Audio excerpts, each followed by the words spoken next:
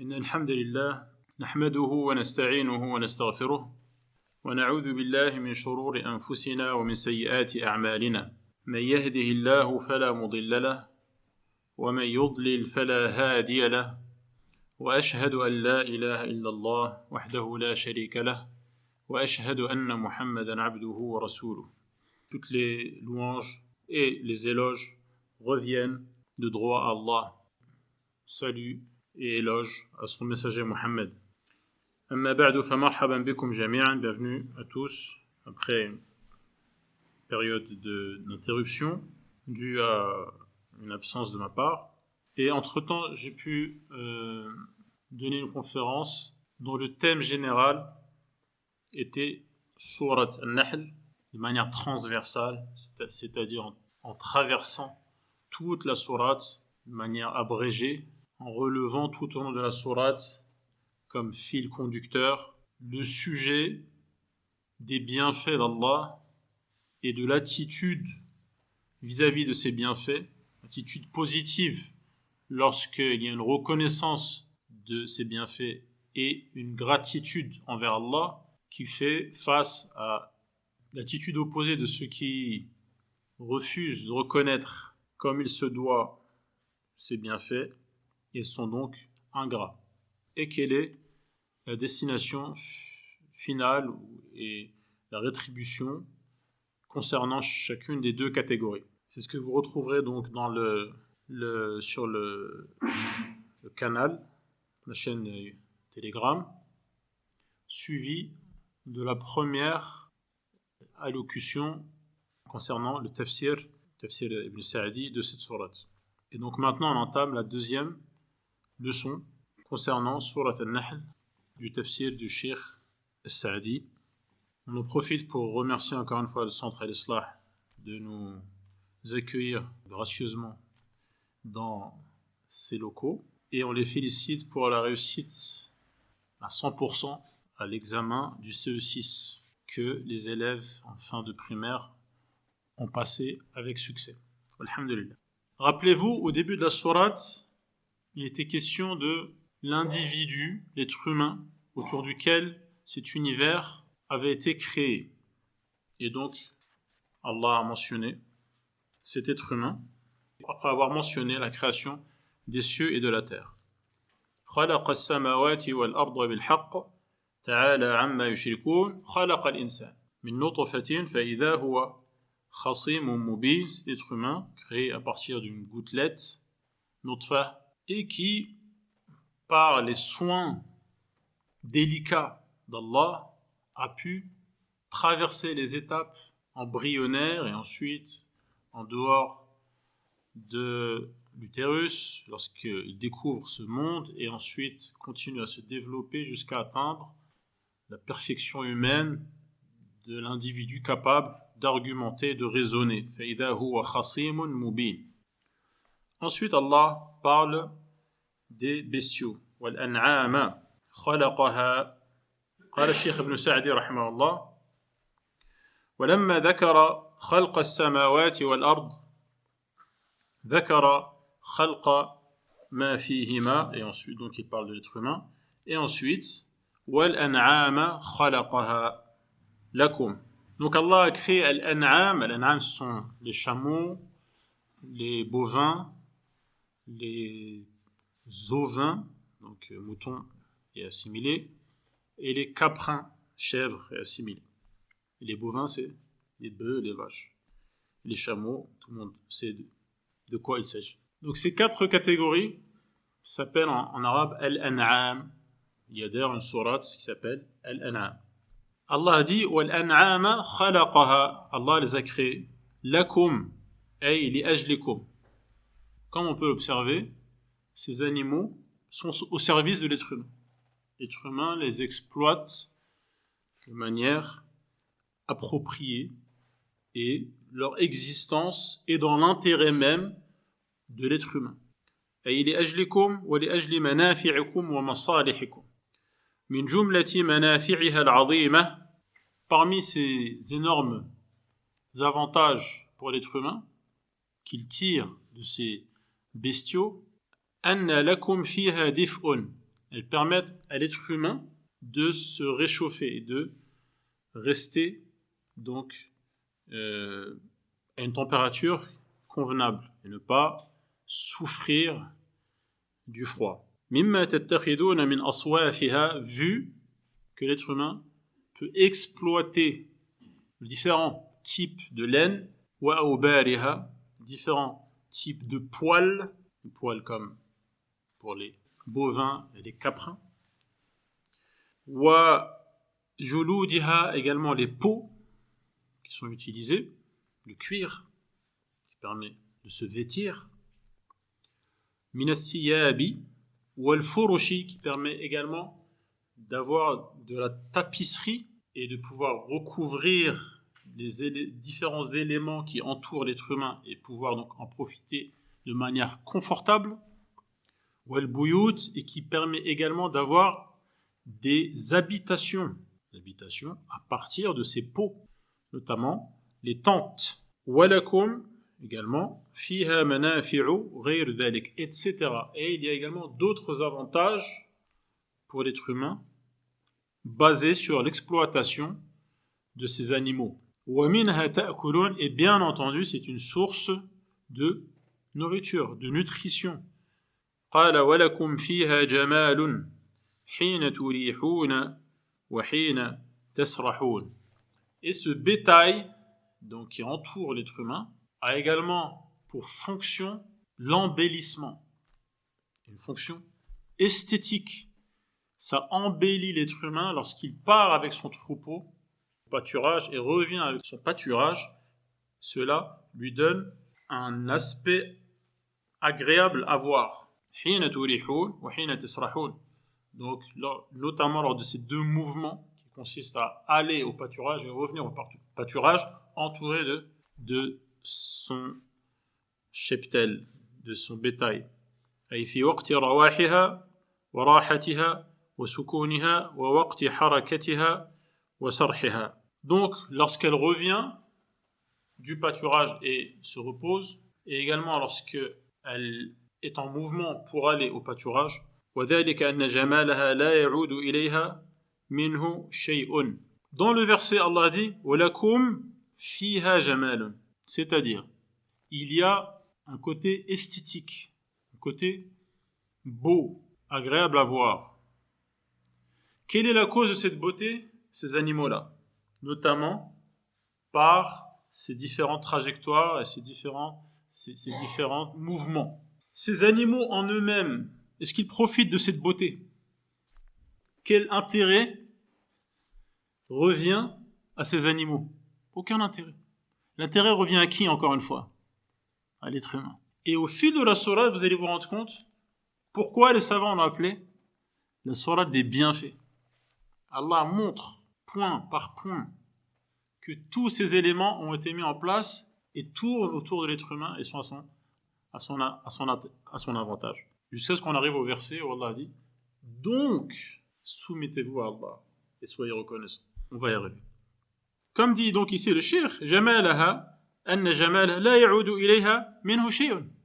Cette disposition, cet agencement qui fait que il y a un côté de splendeur, un côté plaisant dans le fait de gérer ce bétail et ces troupeaux, cet aspect plaisant, qui en profite? C'est l'être humain, ce n'est pas les animaux eux-mêmes. D'où وَلَكُمْ فِيهَا جَمَالٌ. Cette beauté, encore une fois, celui qui en cueille le fruit, c'est l'être humain. Et ces animaux ne sont que un outil ou un instrument dont profite l'être humain. لا يعود إليها منه شيء فإنكم أنتم الذين تتجملون بها كما تتجملون بثيابكم وأولادكم. Comme l'être humain s'embellit et se fait beau en s'habillant, il se fait beau également en s'entourant d'enfants et de différents types de richesses, et cela lui plaît d'être entouré de ses enfants, d'être entouré de ces différents types de possessions, de choses qui lui appartiennent. Également, cela lui plaît et lui est agréable et réjouit ses yeux d'être entouré de son bétail. Donc c'est encore un intérêt, un profit tiré de ces animaux. Autre profit. وَتَحْمِلُ أَثْقَالَكُمْ مِنَ الْأَحْمَالِ الثَّقِيلَةِ. Le portage, logistique. L'être humain a la possibilité, chose qu'il ne pourrait pas faire lui-même, physiquement, tout seul, par ses propres bras ou son propre dos, de porter une charge bien supérieure à ce que ses propres muscles peuvent supporter. Comment il fait? Il utilise encore une fois ces bêtes. وَتَحْمِلُ أَثْقَالَكُمْ. Donc vos marchandises, vos charges pesantes que vous êtes incapable de transporter, vous êtes quand même maintenant capable de le faire parce qu'Allah a mis à votre service ces animaux-là. Notamment ces 4 types d'animaux dans lesquels il y a des bêtes de portage. بَلْ وَتَحْمِلُكُمْ أَنْتُمْ. Et ces bêtes vous portent vous également. C'est-à-dire vous les montez, il y a des montures. Et également, donc ce sont des moyens de locomotion pour vos marchandises également, vos cargaisons. وَتَحْمِلُكُمْ أَنْتُمْ إِلَى بَلَدٍ لَمْ تَكُونُوا بَالِغِيهِ إِلَّا بِشِقِّ الْأَنْفُسِ. Ce qui permet d'acheminer vos cargaisons dans des endroits éloignés, dans des contrées lointaines que vous n'auriez pu atteindre qu'avec des efforts insupportables. بشق الأنفس ولكن الله دللها لكم. Qui a mis ces animaux-là à votre disposition? Un chameau, par exemple, qui est capable de porter des cargaisons sans broncher, sans rien réclamer, sans se rebeller. Qui a mis cet animal imposant à la disposition du faible être humain? C'est Allah. Allah دللها لكم فمنها ما تركبونه ومنها ما تحملون عليه ما تشاءون من الأثقال إلى البلدان البعيدة والأقطار الشاسعة. À la fin du verset, Allah dit Inna rabbakum la ra'oufun rahim. Et cela montre que votre maître, Allah, a pitié de vous et est délicat envers vous. Et il est clément envers vous, puisqu'il a mis à disposition ces créatures, d'accord, et sakhara lakum ma tattarruna ilayhi wa tahtajunahu, qui répondent à vos besoins. L'être humain est limité. Il a des besoins, mais il est limité. Il ne peut pas atteindre ses besoins. Comment faire? Il regarde autour de lui, tout est à sa disposition. Il a besoin de quelque chose, eh bien, il y a le moyen d'atteindre son objectif, de combler son besoin. Qui a fait en sorte que ces éléments qui entourent l'être humain, comme ces animaux par exemple, soient des moyens pour lui de combler ses besoins et de subvenir à ce qui lui permet de vivre? Il y a quand même une mise en relation, il y a une soumission qui a été imposée à ces créatures, si bien que elles sont là à disposition. C'est là le signe de la pitié d'Allah, ce qui est rappelé à la fin du verset Inna rabbakum la ra'oufun rahim. Falahu alhamdu kama yanbaghi li jalali wajhihi. Il mérite donc pour cela qu'on déclare ses éloges, ses louanges, comme cela convient à la majesté de son visage, wa 'azimi sultanihi, et à la grandeur, à l'immensité de son pouvoir, wa sa'ati judihi wa birrihi, et comme cela convient à l'étendue de sa générosité et de sa bonté. قال تعالى والخيل والبغال والحمير يعني سخرناها لكم. Donc les chameaux sont à la disposition de l'être humain, les bœufs sont à la disposition de l'être humain, les moutons à la disposition de l'être humain, les chèvres à la disposition de l'être humain, et également al-khayl, les chevaux, sont à la disposition. Ils sont à la disposition parce qu'ils ont été mis à disposition. Cette mise à disposition, elle ne s'est pas faite toute seule. Il y a quelqu'un qui les a mis à disposition. Al-biral, les mules ou les mulets sont mis à disposition. Le mulet, c'est un croisement entre un âne et une jument.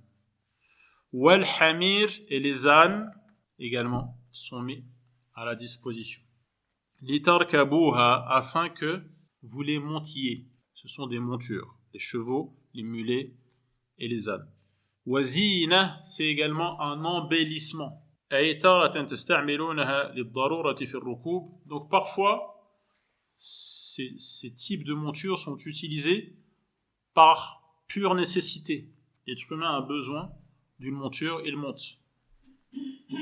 Et parfois, ce n'est pas une nécessité, comme on peut le voir de nos jours, par exemple. Ce n'est pas une nécessité de monter un beau cheval, pas besoin.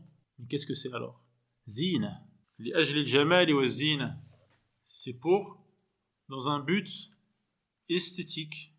Ça fait plaisir à voir et c'est quelque chose de beau. Walam yadhkur al-akl. Ici, il n'a pas mentionné la consommation. Il a mentionné la consommation lorsqu'il a parlé des bestiaux. Il n'a pas parlé de la consommation lorsqu'il a parlé des chevaux, des mulets et des ânes. Vous remarquez que le mulet entre les deux, c'est un croisement. La consommation n'a pas été mentionnée. Bon, l'âne est interdit à la consommation. Le mulet, qui a de l'âne en lui, est interdit à la consommation également. Qu'est-ce qu'il reste? Le cheval. Le cheval, on ne peut pas dire qu'il est illicite à la consommation. Cependant, son utilisation, le plus souvent, n'est pas une utilisation de consommation, de nutrition.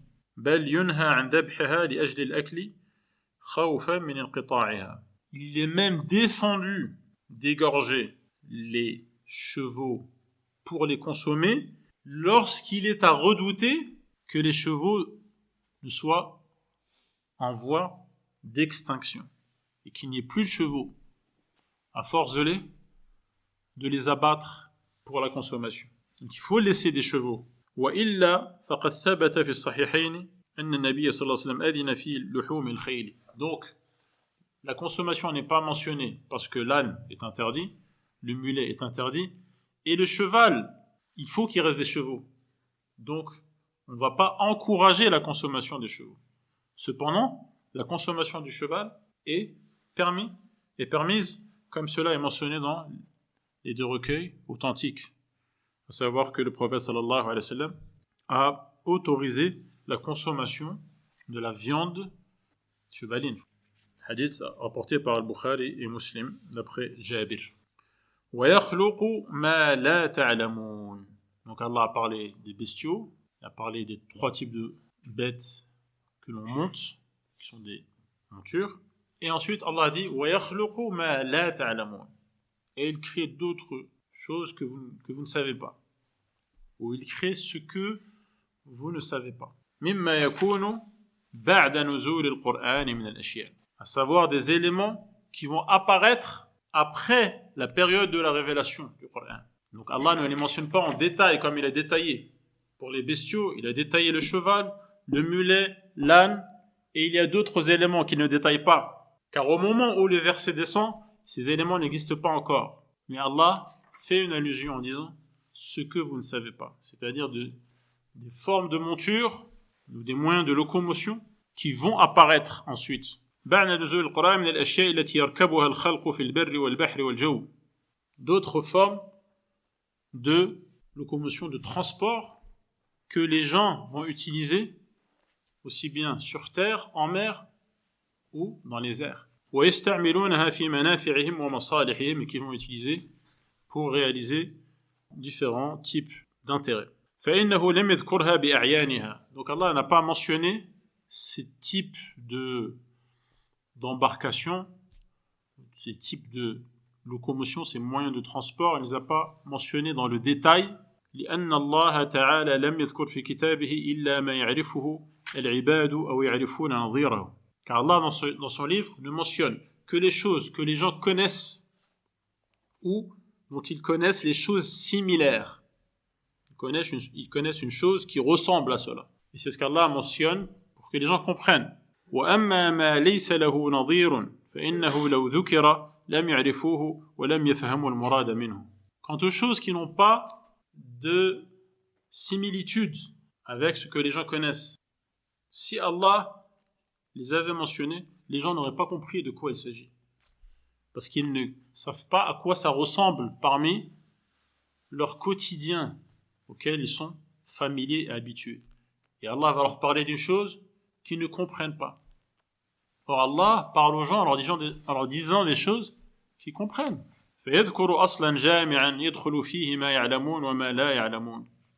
Et donc Allah, dans sa manière de s'adresser aux gens, mentionne des significations communes qui englobent ce que les gens savent et ce qu'ils ne savent pas. كما ذكر نعيم الجنة, comme il a fait lorsqu'il a mentionné le plaisir du paradis. Il a mentionné des éléments, d'accord, en employant, en citant des termes génériques que les gens peuvent comprendre, même s'ils ne saisissent pas la réalité de cette chose, telles que les rivières du paradis, ou les coussins du paradis, ou les fruits du paradis, par exemple. وَسَمَّى مِنْهُ مَا نَعْلَمُ وَنُشَاهِدُ نَظِيرَهُ. Et il a cité nommément, comme l'anhar, les rivières de lait, les rivières de vin, les rivières de miel. Il a cité nommément par leur nom, l'asal, khamr, laban, qu'est-ce qu'il a cité également? فيهما فاكهة ونخل ورمان. Il a cité nommément ces éléments-là, les palmiers, les romains, les grenades, d'accord? سَمَّى مِنْهُ مَا نَعْلَمُ وَنُشَاهِدُ نَظِيرَهُ. Ce qu'on connaît et on voit des choses similaires. Les grenades, il y en a sur Terre. Mais on sait que ce qu'il y a de commun entre les grenades d'ici et les grenades de là-bas, c'est le nom. Mais la réalité n'a rien à voir. Ce qu'il y a de commun entre le miel qu'on connaît ici-bas et le miel de l'au-delà, la seule chose en commun, c'est le nom. Mais la réalité n'a rien à voir. Donc là, on sait ce qui est similaire d'un point de vue le nom commun entre les deux réalités. Donc Allah la cite par le nom. كالنخل والأعناب والرمان وأجمل ما لا نعرف له نظيرا. Quant aux choses dont on ne connaît pas de similitude, de choses qui peuvent ressembler ne serait-ce que dans le nom, le nom commun, Allah ne mentionne pas nommément, ne donne pas de nom. Il cite de manière globale. Par exemple, فيهما من كل فاكهة زوجان. Il a cité les fruits qu'on peut reconnaître ici-bas. Donc, al-nakhl, où il y a des dattes, al-a'nab, les grappes de raisin, al-rumman, les grenades, on connaît ici. Mais il y a d'autres choses, il n'a pas cité les noms. Pourquoi? Il n'y a pas ces noms-là, on ne connaît pas ces noms-là, on ne peut pas avoir des choses qui ont le même nom ici. Donc, Allah a mentionné un sens global en disant فيهما من كل فاكهة زوجان. De chaque fruit, il y a un couple. Chaque fruit, lesquels? Il n'y a pas à citer les noms. D'accord? Pourquoi le cheikh donne ces exemples-là? Parce que ça ressemble à ce qu'il y a dans ce verset. Il a cité les chevaux, les mulets, les ânes et ce que vous ne savez pas. Les noms de choses que vous ne savez pas, vous ne pouvez pas comprendre. Quel est l'intérêt de les citer? C'est pour cela que le cheikh dit ensuite فَكَذَلِكَ هُنَا ذَكَرَ مَا نَعْرِفُهُ مِنَ الْمَرَاكِبِ. Allah a mentionné les montures, les moyens de transport qu'on connaît, les chevaux, al-khayl, wal-bighal, les mulets, wal-hamir, les ânes, wal-ibil, les chameaux. Je ne sais pas si vous avez écouté la conférence où j'ai parlé des chameaux et des dromadaires. Donc il y a des gens qui peuvent être gênés quand on dit des chameaux, et c'est pas des chameaux, c'est des dromadaires. Parce que le chameau, il a 2 bosses.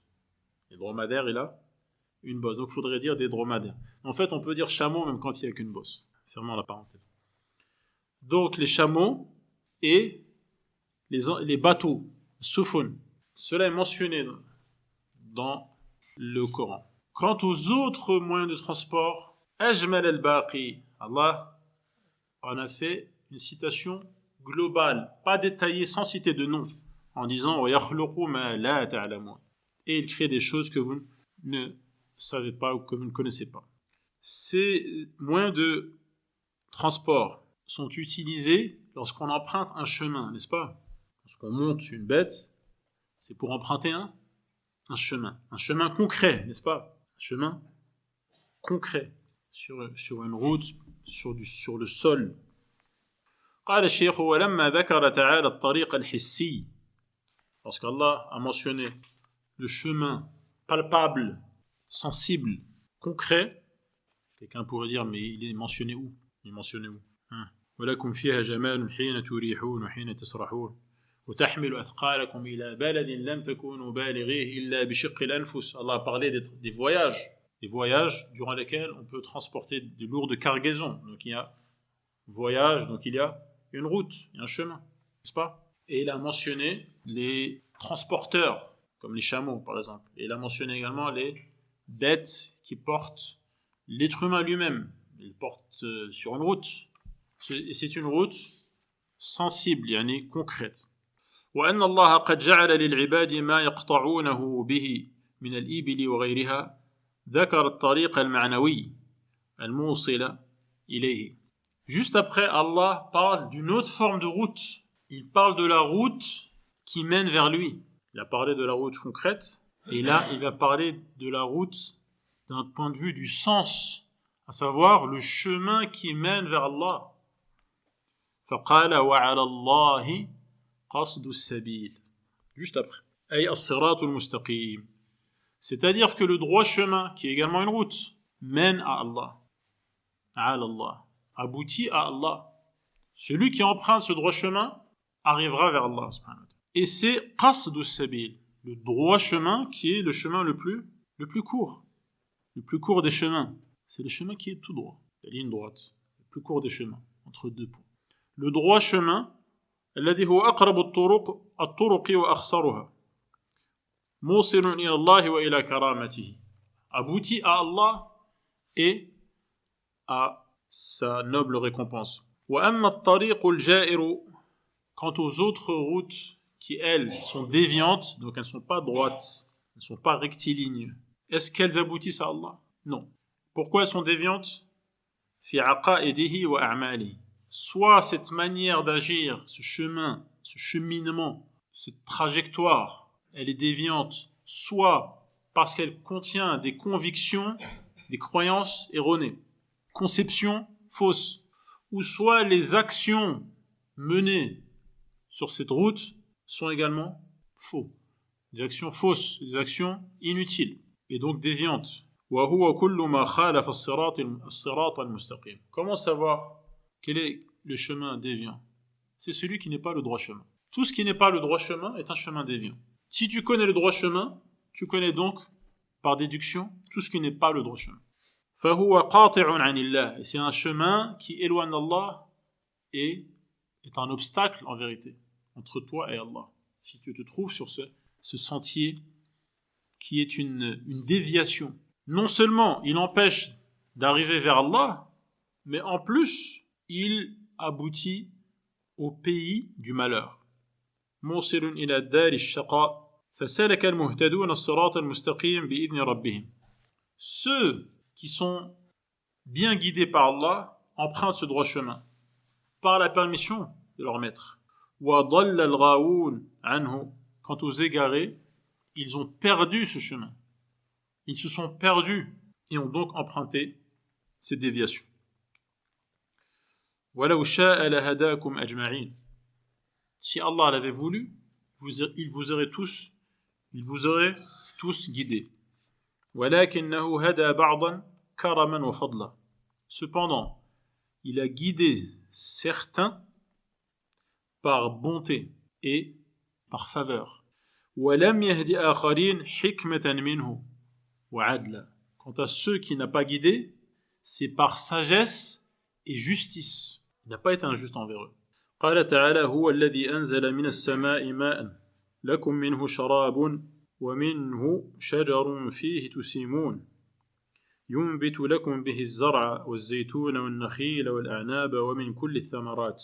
C'est lui, encore une fois, qui fait descendre du ciel une eau qui vous sert de boisson et qui fait croître les plantes, qui fait pousser les plantes dont vous nourrissez vos troupeaux. Or, on vient de voir que ces troupeaux sont à votre service et dans votre intérêt. De cette eau, il fait pousser pour vous céréales, oliviers, palmiers, vignes et toutes sortes de fruits. Inna fi dhalika la ayatan. Il y a en cela un signe. Mais pour qui? Liqawmin yatafakkarun. Pour ceux qui réfléchissent. قال الشيخ بذلك على كمال قدرة الله الذي أنزل هذا الماء من السحاب. Il y a en cela un signe. Un signe, c'est quelque chose qui montre quelque chose. Et ceux qui comprennent cela, ce sont ceux qui réfléchissent. Lorsqu'ils réfléchissent, ils déduisent quoi? Ce qu'ils observent montre quoi? Déjà, il a été capable de faire descendre cette eau du ciel, et cette eau qui était dans le ciel se retrouve sur terre. Il y a un pouvoir, une force et une capacité. Et cette eau, elle était dans des nuages qui sont inconsistants et fins, ce qui montre la pitié d'Allah, même dans la manière de faire parvenir cette eau à la terre. حيث جعل فيه ماء غزيرا منه يشربون. Et ce qui montre la finesse d'Allah et sa pitié, c'est que dans ces nuages qui sont inconsistants, qui ne sont pas solides, et pourtant ils contiennent des quantités phénoménales d'eau qui servent à la boisson, à abreuver les êtres humains et leurs bêtes. منه يشربون وتشرب مواشيهم ويسقون منه حروثهم, et qui permet d'irriguer également leurs champs. Ces champs irrigués produisent ensuite toutes sortes de cultures dont ils profitent encore une fois. فتخرج لهم أو تخرج لهم الثمرات الكثيرة والنعم الغزيرة. Et c'est pour ceux qui réfléchissent que cela est un signe. هذا والله أعلم. وصلى الله على محمد وعلى آله وصحبه أجمعين. والحمد لله رب العالمين.